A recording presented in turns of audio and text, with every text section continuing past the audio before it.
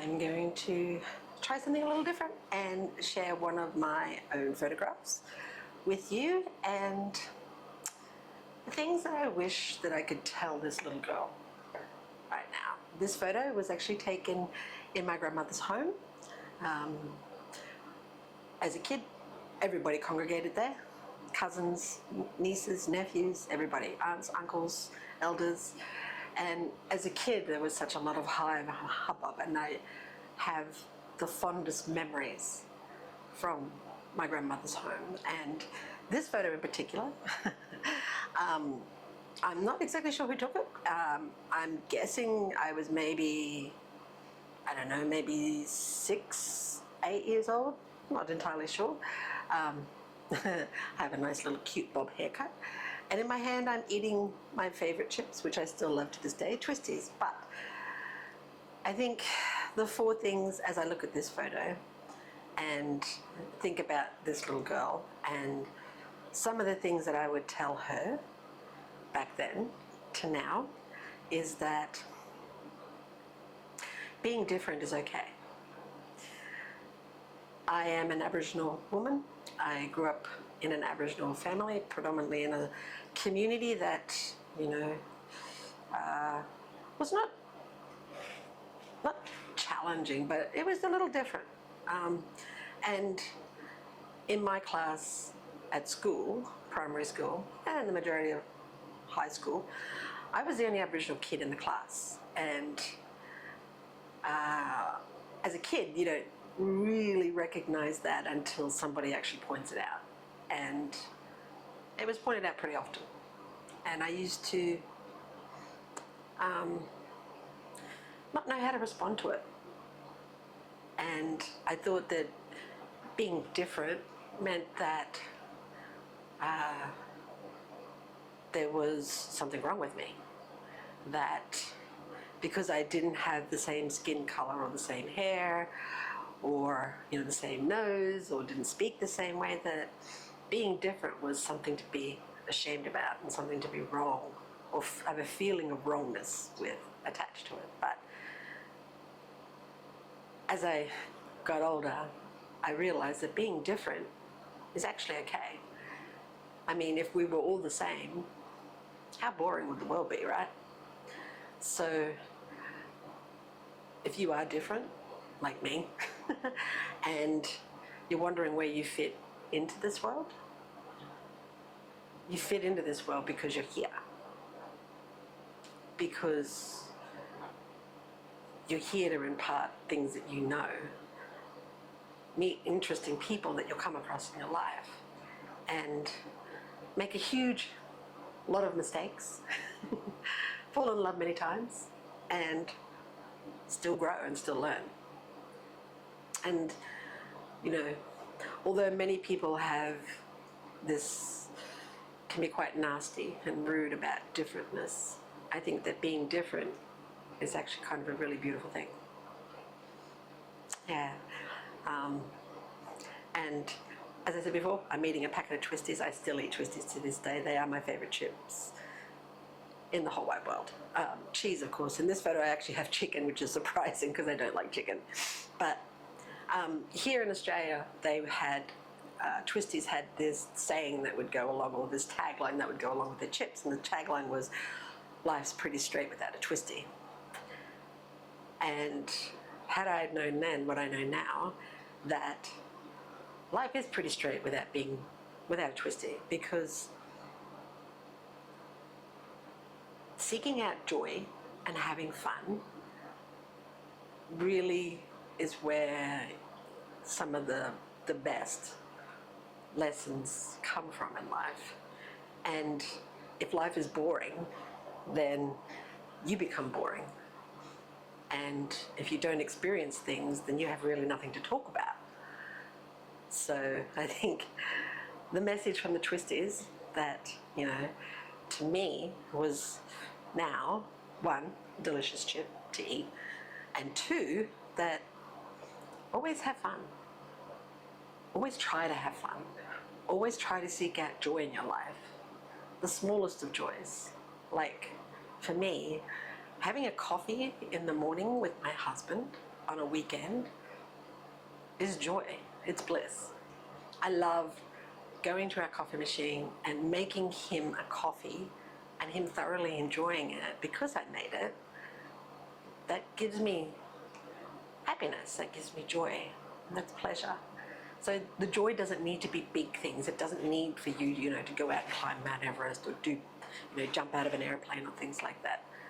Little joys in life every day really make a big difference. And if you think of them as, like the same way that you set yourself habits or routines, to set a routine to find one single thing about joy that gives you joy is really a great habit to have, and one that I do quite often now.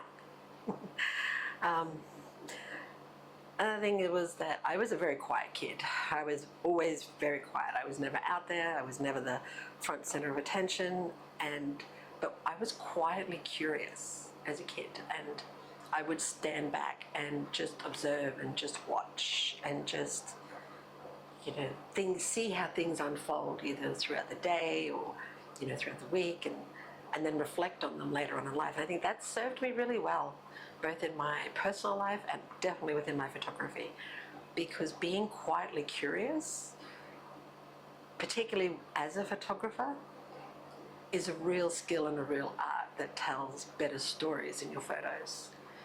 Because when you give somebody the space or create a space where somebody feels safe enough to share with you their own journeys and their own lives, then that quiet consciousness releases just some beautiful magic that just happens. And I'm still quietly curious. Like even when I go into meetings or, if I meet with different people, I don't tend to make myself known all that much, but I introduce myself, of course, like everybody else, but I tend to focus on the person in front of me as opposed to focusing on myself and my own stories of my own life and, the things that I do and, the photos that I take. I'm more interested in finding out about other people than talking about myself. So being quietly curious has really sustained me as a kid, and even now as a woman, as an Aboriginal woman.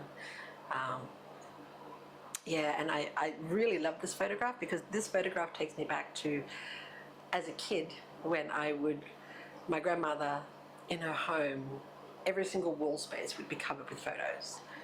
And I loved going in there and seeing all these photos. And you don't see that much these days because people don't put a lot of photos up and around their homes as much anymore.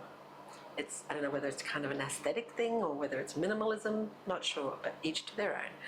But I used to love going into my grandmother's home and seeing all these photos, and then going in and pulling out her big box of brown wooden box that she would have all these other photographs, and I'm talking about box brownie photos, hand-painted photos, black and white, sepia, and I would just pore over those photos for hours on end and try to understand the people in the photos, try to figure out the stories that related to them and how they were connected to me and what made them, like why my grandmother had these photos.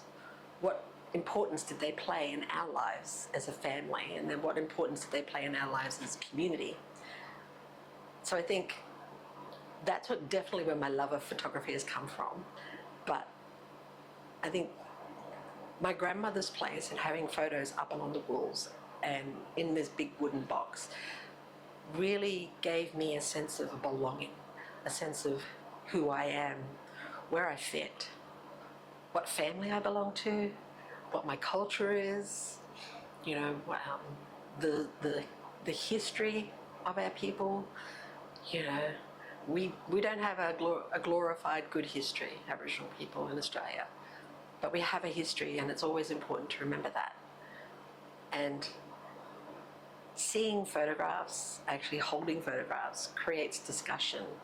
It creates stories because you share the stories from the person within the photograph, and that in itself really instilled in me a place and a sense of belonging as a woman, as a mother, as a grandmother, as a businesswoman, as a photographer. in every stage of my journey. And I'm currently taking on a new stage of my journey, which is, taking on PhD. And it's going to be an exegesis, and photography, of course, is going to be featured in there. So I'm really excited and really looking forward to that next stage of the journey. But I think, like, I used to hate having my photograph taken as a kid, and even as an adult, particularly as a mum. I hated having my photograph taken. I would run a mile, anybody pulled out a camera. And that's essentially what your clients feel too. I don't think there's anybody that I've ever met when I've done photography that ever likes having their photographs taken. And you always get this one stilled shot of this posed smile and way to look at the camera. But so you just have to remember that when you're, engaging with your clients and photographing people. It's not natural. It's not something that's done every day. But you can make it natural by creating connection and creating a sense of belonging and, creating genuine respect and interest for a person. Because I think as photographers, we have the most important role and job ever is to respect people, and more importantly, respect the person that is in front of us at that time. So, yeah, I think those would be the 4 lessons. If I could go back and I could share them with this young girl right now, it would be those 4. It would be that being different is definitely okay. Taking the Twisties tagline that life's pretty straight without twisties. Find joy every day, all the time. Always stay quietly curious, or just curious in general, because I think that's where you'll find some real gems and real magic.